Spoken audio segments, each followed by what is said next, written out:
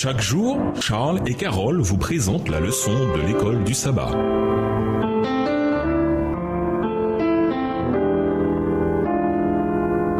Bienvenue dans votre émission. Dieu nous parle. Voilà la leçon 3. Jésus et le livre de l'Apocalypse. Étude de la semaine, 1 Corinthiens 10, versets 1 à 11, Apocalypse 12, versets 1 à 17, Apocalypse 19, versets 1 à 15, Éphésiens 1, verset 20, Apocalypse 11, verset 19 et Apocalypse 1, versets 10 à 18.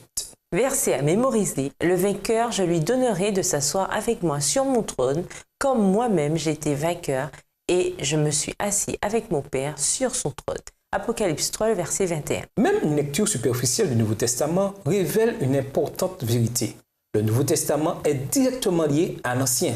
Sans cesse, les évangiles et les épîtres soit font référence à des événements de l'Ancien Testament, soit ils le citent directement ou indirectement. Et quand il parlait de lui-même et de son ministère, combien de fois Jésus a-t-il évoqué la manière dont les Écritures s'accompliraient?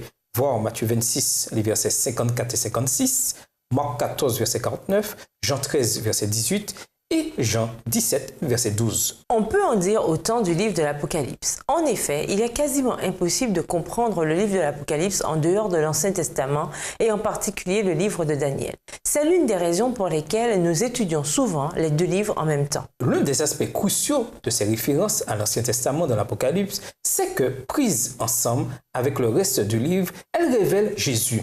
L'Apocalypse ne parle que de Jésus, de qui il est, de ce qu'il a fait pour son peuple et de ce qu'il fera pour nous à la fin des temps.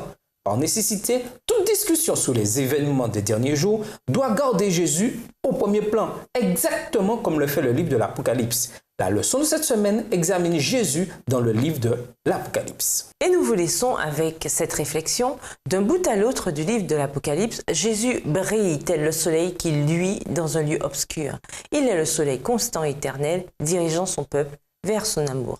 Au revoir. Et à demain si Dieu veut. Dieu nous parle. Chaque jour, Charles et Carole vous présentent la leçon de l'école du sabbat.